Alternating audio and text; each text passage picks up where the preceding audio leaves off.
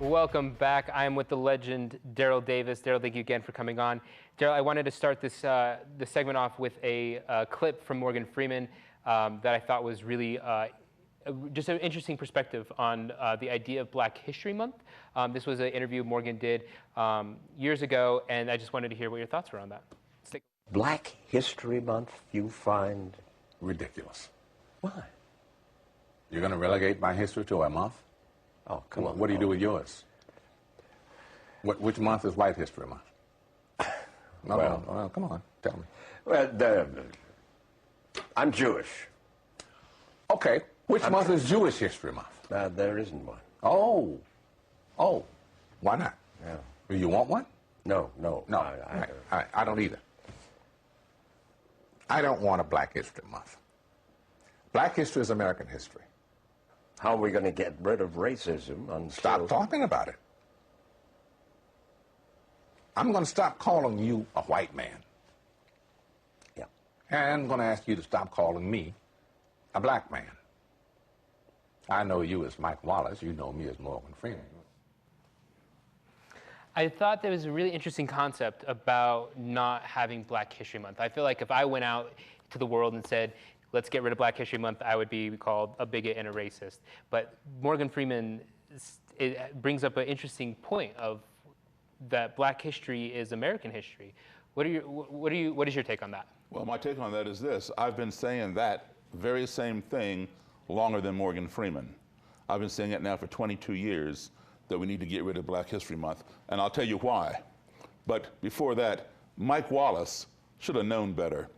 When Morgan Freeman asked him, you know, what do you think about Black History Month? He says, well, I'm Jewish. Mike Wallace needs to wake up. There are some black Jews as well. So I don't know where he missed them. But anyway, for the longest time, we never had any black history being taught in our school systems. It was, white people were being given credit for places they did not discover and for things they did not invent. And it fell under the banner of American history. It may as well have been called white history because we were being denied these things. Now, we knew because our parents told us, but it was not in the textbooks. So we fought and fought and fought to get some of our history taught. We finally ended up getting 1 week by a black man named Carter G. Woodson established it. It was called Negro History Week. And we fought harder and harder, and finally we got 1 month. The shortest month of the year, February. And that's not by coincidence, that's by design. But we accepted February because it is the birth month of two of our heroes, Frederick Douglass and Abraham Lincoln. But here's the problem. While we needed Black History Month, because we had no black history at all. At the time, it was a good thing, yes. At the time, it was a good thing because no black history was being taught. But now it's become, in my opinion, detrimental because we only learn about black history during February, but we learn about white history, let's say Benjamin Franklin, Eli Whitney, Alexander Graham Bell, Thomas Edison, F. Scott Fitzgerald, Francis Scott Key. We learn about all these white contributors to American history all year long. They're constantly being reinforced throughout the school year, but we only learn about black people in that short month of February. And it's only half a dozen black people: Martin Luther King, Harriet Tubman, Rosa Parks, Booker T. Washington, George Washington Carver, and one or two other ones. By the time we get through half a dozen, we did our black thing, now we need to move on to the next month. And we never revisit that again until the following February. And the following February, it's the same half a dozen black people. I'm not taking anything away from the people that I just named. They are some of the greatest icons out here. But what about the man who invented the traffic light? You stop at a traffic light every time you go out somewhere in your car. You think I would. I would think you would, right. But a black person invented that. A black person invented the gas mask, the ironing board. What about those people? Oh, well, we didn't have time for that. We don't have February. So here's what happens. When you keep repeating the same 6 people every February, you are subliminally brainwashing little black kids and little white kids into believing there was only a handful of black people in this country that ever did anything, when there were hundreds and thousands, but you didn't have time to get to them. I think that's fascinating. I think, when I hear stories, though, where like the guy who created the traffic light. I think that's really cool. Like but I don't know if this is a bad thing. Correct me if I'm just being a bigot here, but I don't care what their skin color is. I don't care that it was a black man that created the traffic light. I think it's cool that someone created the traffic light. Is that like the way that we should be looking at? That's the way it should be in theory. But what we're seeing all kinds of contributions being given to white people, but being denied to Native Americans, being denied to black people, even being denied to women. You know, Women's History Month is March. You know, women do not stop being women after March any more than I stopped being black after February. Yeah. So all of that should be gotten rid of and put under the umbrella of American history. For example, you take Barack Obama, the first black president. So what are we going to do? Put him in the February box and only talk about him in February because he's black? Don't talk about him in September. He belongs in February. You know, we need to be under the umbrella of American history and taught all year long. Let me just give you a quick example. When I was a kid, the Miss America beauty pageant, all right, only allowed white women to compete because they did not deem black women beautiful enough to represent Miss America. And the judges were only white males.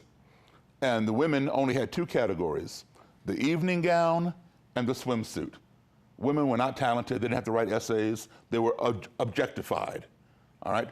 And so black women were feeling ugly, and their self-esteem was being lowered because they were not considered to be as beautiful as these white women who were going to get a crown or whatever else. So what did we do to elevate their self-esteem? We created the Miss Black America beauty pageant to give black girls something to aspire to. Well, finally, and that worked, finally, Miss America opened its doors to any American female, regardless of their race, ethnicity, or what have you. As long as they were an American female, they could compete in Miss America. And since that time, we have had several Miss Americas who've been black. Vanessa Williams, Debbie Turner, and a couple other ones. So now that Miss America has opened its doors, the main beauty pageant, we no longer need Miss Black America. When are we, the United States of America, gonna come into the 21st century and no longer need a separate history month for black people, as though we're not American? What do you think about, thank you for that, Daryl. What do you think about taking that concept and applying it to like an African-American resource center? And why is there not a Jewish resource center? Why is there not a Native American resource center? Why is there not, what do you think about those types of places that are out there that are like, you know, the African-American women leaders of whatever, the United, you know, if there's a group or an organization, what do you think on that? Is that? There are such places. Is that going against, is that increasing racism by having those organizations? When I go to a university and they have an African-American resource center and they don't have another resource center for anyone else but the African-American, is that provoking racism? I don't think it's provoking racism, but it needs to be incorporated into the regular curriculum, because that resource center exists because we were not included in the regular school syllabus and curriculum. So that's why they established that. Just like we have white Baptist churches and black Baptist churches. Why is there a black Baptist church when both churches read the same King James Bible? You know, because black people could not get into the white Baptist church back in the day. So they had to have their own church. But now, you know, you can mix them, but there's still that divide. So let's say I'm a black Baptist, you're a white Baptist, and I come to you and I say, hey, you know, do you accept me as your brother in Christ? And you say, yeah, of course I do. You know, we're Baptists, we read the same Bible, believe in the same Christ, in Jesus Christ. So you accept me as your brother in Christ. Well, of course I do. And then I say to you, but would you accept me as your brother-in-law? Different story then, isn't it?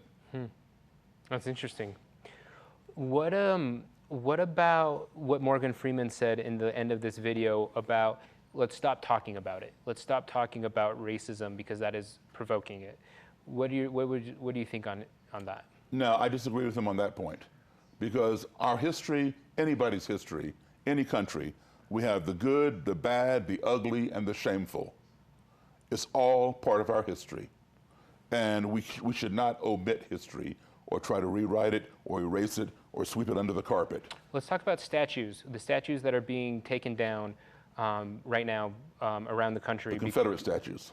Well, I don't know what statue. We had a statue here in our hometown.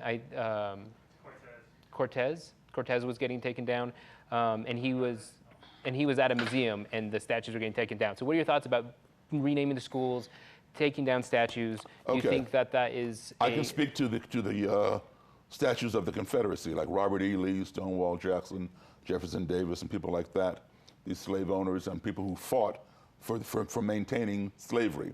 Our Civil War, the U.S. Civil War, was fought over slavery. And then people try to say, no, it was fought for states' rights. Yeah, states' rights. The state's right to own slaves. Okay? So here's the thing.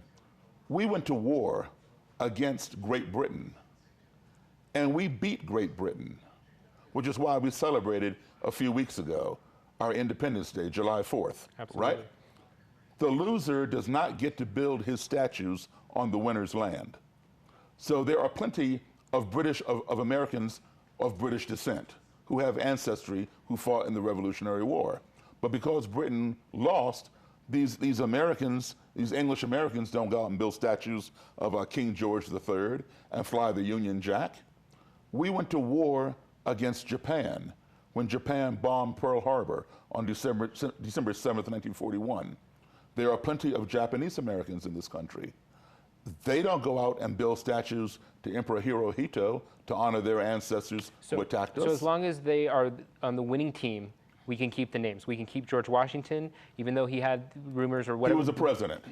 He was a president, as was Andrew Jackson. Okay, presidents who have slaves, there's no excuse for that. Put a plaque there and tell people what they owned, and et cetera. But they rose to the level of president, so yeah, their statues can stay. But these generals who lost the Civil War, no, there shouldn't be statues to them. Just like we went to war against Germany. Do German Americans build statues to Adolf Hitler on our property and fly swastikas? No. A swastika to a Jew is the same thing as a Confederate flag to me, because that flag was the battle flag to maintain slavery, to maintain my ancestors. This segment is brought to you in part by U.S. Eagle Federal Credit Union.